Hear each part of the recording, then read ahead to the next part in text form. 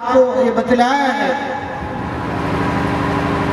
کہ آج کے اس موجودہ زمانے میں مدارس اسلامیہ میں پڑھنے والے بچوں کو لوگ ترچھی نگاہ سے دیکھتے ہیں اور اپنے بچوں کو مدارس اسلامیہ سے مکاتب اسلامیہ سے ہٹا کر کے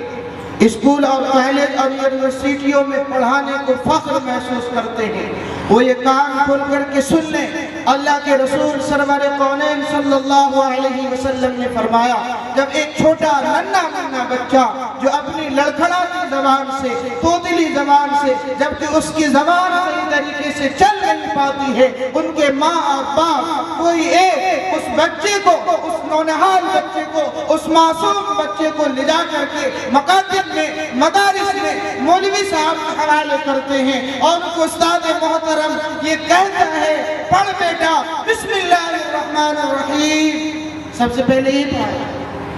وہ بچہ کہتا ہے وقال الصبی بسم اللہ الرحمن الرحیم، جب وہ بچہ پڑھتا ہے بسم اللہ الرحمن الرحیم، میرے محترم بزرگ اور دوستو،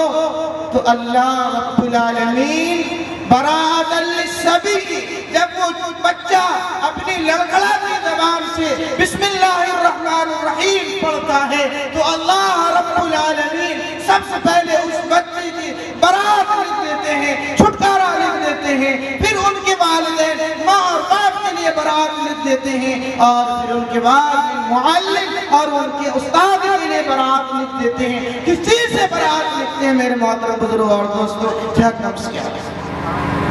ایک چھوٹا سا واقعہ سنا کر کے بات کو ختم کرتا ہوں، 5 منٹ کا وقت ملا ہے۔ ایک نواب صاحب تھے، شادی کا ایک عرصہ زمانہ گزر گیا، اولاد نہیں،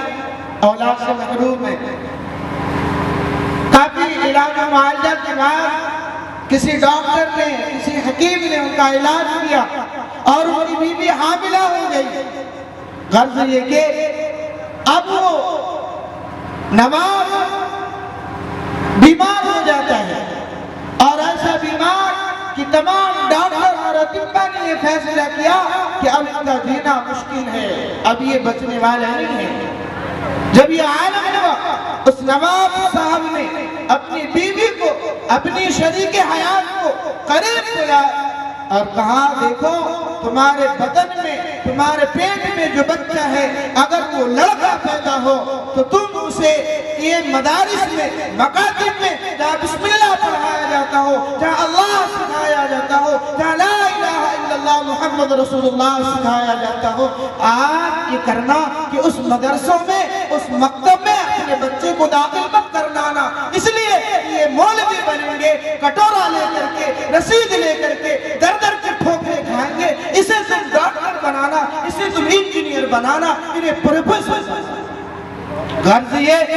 کہ کچھ دن کے بعد ان کا انتقال ہو جاتا ہے۔ نواب صاحب کی بیوی، اللہ کو کرنا یہ ہے کہ ان کے ہاں لڑکا پیدا ہوا، اپنے بیٹے کو مدارس سے ہٹا کر کے، مکاتب اسلامیہ سے ہٹا کر کے اپنے بچے کو اسکول، کالج، یونیورسٹی میں پڑھایا اور ڈاکٹر بنایا، اور ڈاکٹر بنانے کے بعد جب وہ بیٹا ڈاکٹر بن گیا، اپنے والدہ کو خط لکھا، پیغام لکھا کہ اماں محترمہ میں ڈاکٹر بن چکا ہوں، لہذا آپ میرے لیے بڑا ہسپتال قائم کیجئے۔ ان کی والدہ نے، مال و خزانہ انبار ہے، ان کی والدہ نے فوراً فرمائش کو قبول کرتے ہوئے اپنے بیٹے کے لیے بڑا سا ہسپتال قائم کیا، اور وہ بیٹا آیا اور لوگوں کا علاج و معالجہ شروع کر دیا۔ اماں کو فکر پیدا ہوئی، اب بیٹا ڈاکٹر بن گیا ہے، لوگوں کو دیکھ ریکھ کرنے لگا، علاج و معالجہ شروع کر دیا، اب اس کی بہترین شادی کیا جائے، بہترین لڑکی تلاش کیا جائے۔ ان کی والدہ نے اپنے بیٹے ڈاکٹر کے لیے بہترین لڑکی کا انتخاب کیا، اور میرے محترم بزرگ اور دوستو، بات کو سمیٹتے ہوئے یہ کہ وہ ڈاکٹر جو لوگوں کا ڈاکٹری کر رہا تھا، لوگوں کا علاج کر رہا تھا، اور ان کے شادی کے سارے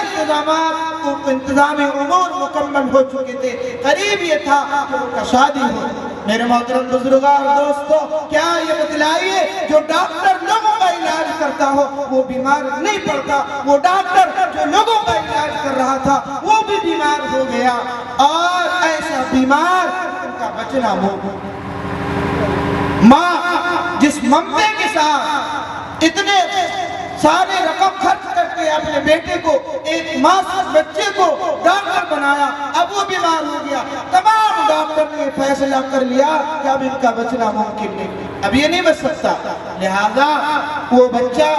اپنے ماں کے گود میں، ماں اپنے بچے کو اس ڈاکٹر کو گود میں لے کر کے رو رہی ہے، فریاد کر رہی ہے، اے میرے لگتے جگر، بڑی شان سے، بڑی عظمت سے، بڑی محنت سے باپ کا سہارا تھا، باپ پہ چل بسا، میرا سہارا تو تھا، آج تو بھی مجھے چھوڑ کے جا رہا ہے، اے میرے لگتے جگر میرا کیا ہوا؟